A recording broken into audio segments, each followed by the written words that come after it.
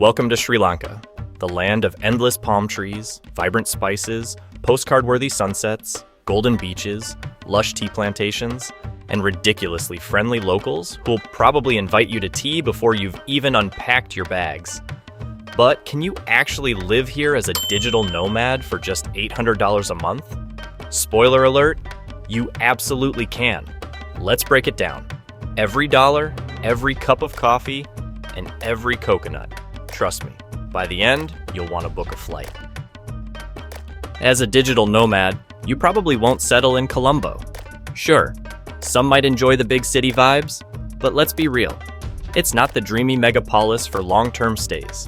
Colombo is huge, chaotic, not exactly walker-friendly, and pricier than the rest of Sri Lanka.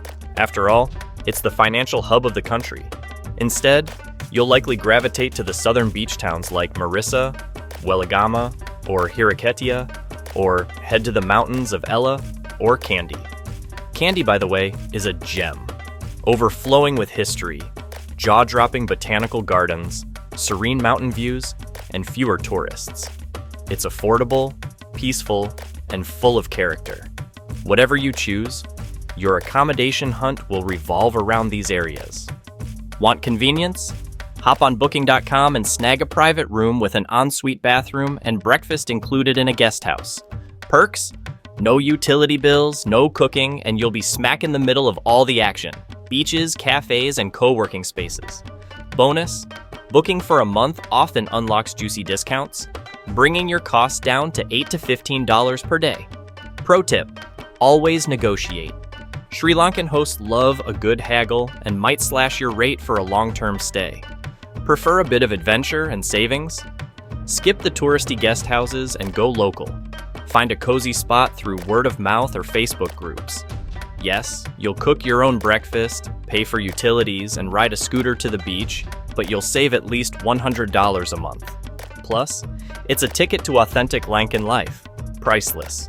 Wherever you land, you're in for stunning views, budget-friendly living, and an experience you'll never forget. Sri Lanka's food is a sensory explosion.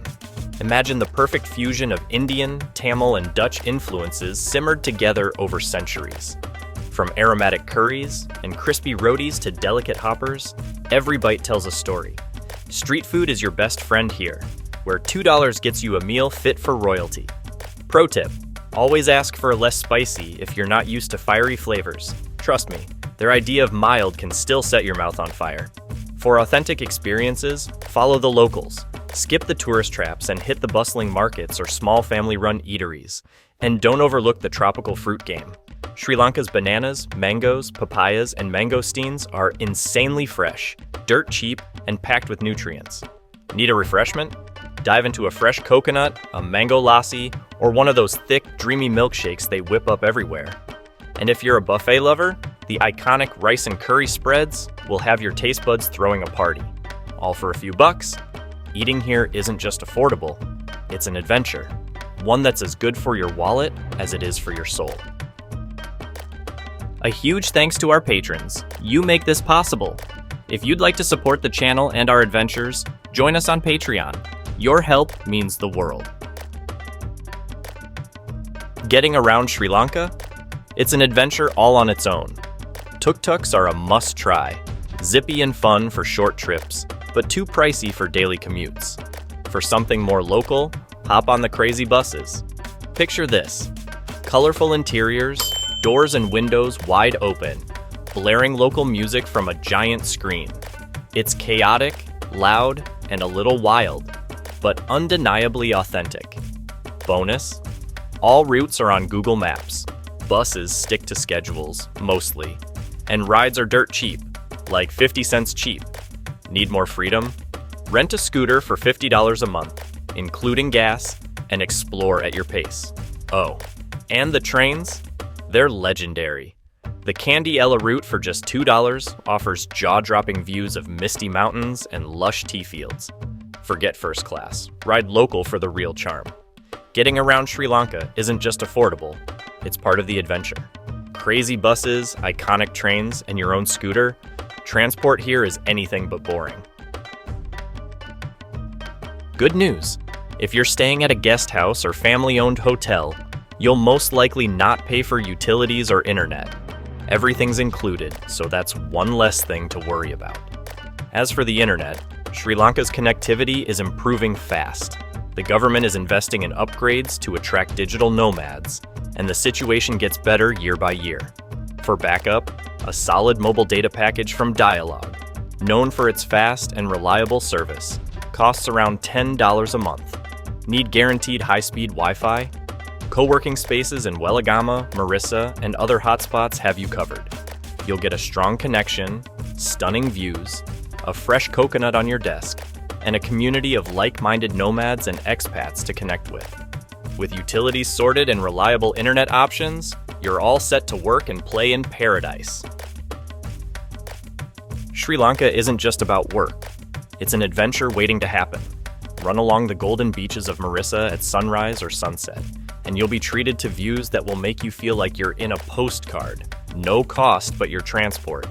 Hike through the tropical jungles of Ella or Kandy, where trails like the Ella Rock offer breathtaking mountain views that are absolutely free. Want more? Visit the sacred temple of the Tooth in Kandy, take a swim in the crystal-clear waters of Arugam Bay, or go on a jungle safari at Yala National Park, all for a fraction of what you'd pay elsewhere. You can also catch a local cricket match for just a few bucks, and maybe even join the crowd cheering for their team. Budget around $100 a month, and you'll have enough for all these activities, a few yoga retreats, and plenty of fresh coconut water to keep you refreshed. Pro tip: skip the crowded tourist spots and ask locals about hidden gems like the secret waterfall near Gale or the quiet beaches of Tangale. That's where the real magic happens. Work hard, play harder. It's all waiting for you here. Let's break it down. Can you really live the digital nomad dream in Sri Lanka for just $800 a month? Spoiler, you can, and it's actually pretty comfortable. First, accommodation. Think cozy guest houses or family-run hotels, ideally near the beach or with stunning mountain views. These will typically run you about $300 a month. It's affordable, and the location will make you feel like you're living the dream every day. Next up, food. Sri Lankan cuisine is packed with flavor, and eating like a local means you're not spending much. A lot of guest houses include breakfast in the price, so factor that in. Food will set you back around $300 a month. That's 3 solid meals a day, with fresh fruits, street food, and local dishes that'll keep your taste buds dancing. For transportation, if you're renting a scooter to cruise around and explore, you're looking at about $50 a month. Get ready to zip around from the beach to the mountains and everything in between, with freedom on 2 wheels. You'll also need mobile internet, which is reliable and cheap here. You can get a solid plan for $10, perfect for working from anywhere and staying connected with ease. Now, for entertainment, you'll be living in a paradise filled with endless things to do.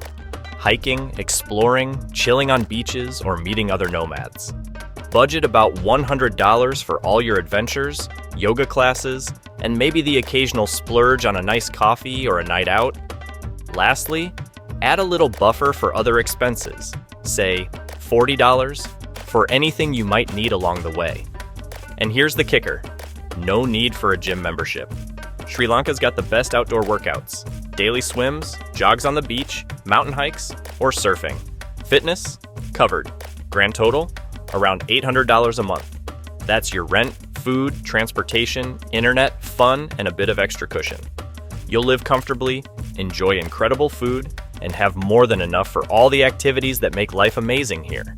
You might even have enough left over for a yoga retreat or a few extra indulgences. Sri Lanka isn't just affordable, it's the perfect balance of work, adventure, and relaxation. Sri Lanka's culture is as rich as its landscapes, so let's make sure you're in the know to avoid any awkward situations. Dress modestly. This is a conservative country, especially in rural areas and religious sites. For temples, shoulders and knees covered is a must. Beachwear? Perfect for the beach, but throw on a cover-up when you're walking around town. A simple ayubowan, hello, with a slight bow, is a respectful greeting, but don't stress. It's not mandatory. Just a friendly smile works too. Locals appreciate politeness and a humble attitude.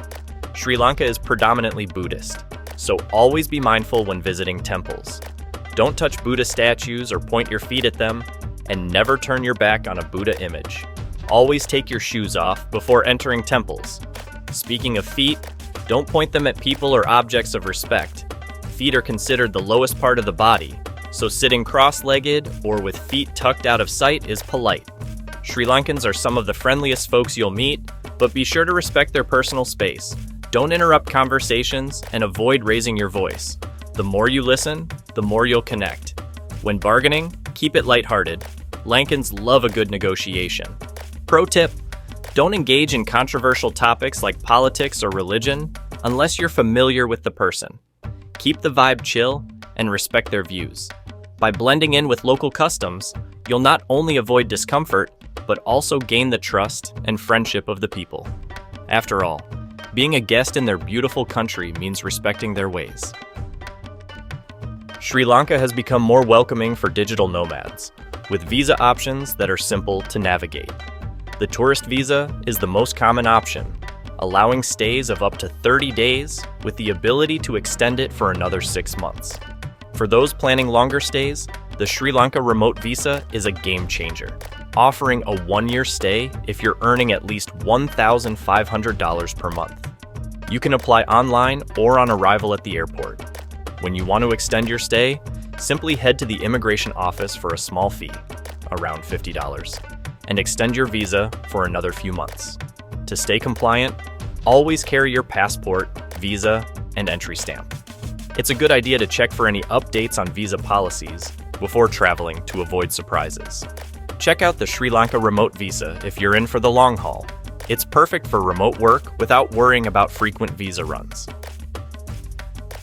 The digital nomad scene is booming in Sri Lanka, especially in hotspots like Weligama, Mirissa, and Kandy.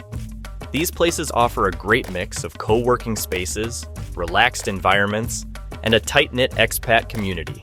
Many co-working spaces like Co-work Weligama and the Work Loft in Mirissa offer great facilities, fast Wi-Fi, and the chance to connect with other nomads. These spots host networking events, workshops, and community gatherings. You'll also find many digital nomads hanging out at popular couchsurfing hangouts in the area, where you can meet people and get tips on life in Sri Lanka. To stay updated, check platforms like Nomad List for recommendations on the best places to live and work. You can also join local WhatsApp or Facebook groups to find meetups, share experiences, and collaborate with others. Pro tip: make the most of couchsurfing hangouts or Nomad List to connect with other remote workers and find cool activities happening around you. The best time to visit Sri Lanka? It really depends on where you want to go. From December to March, the weather is ideal, sunny, dry, and perfect for beach life and exploring. For the west and south coasts, like Mirissa and Weligama, May to September is best, while the east coast, like Trincomalee, shines from April to September. Even in the rainy season, Sri Lanka is still stunning, with fewer tourists and lower prices. Enjoy the island anytime. So there you have it, the real cost of living in Sri Lanka. It's affordable, it's beautiful, and it's calling your name.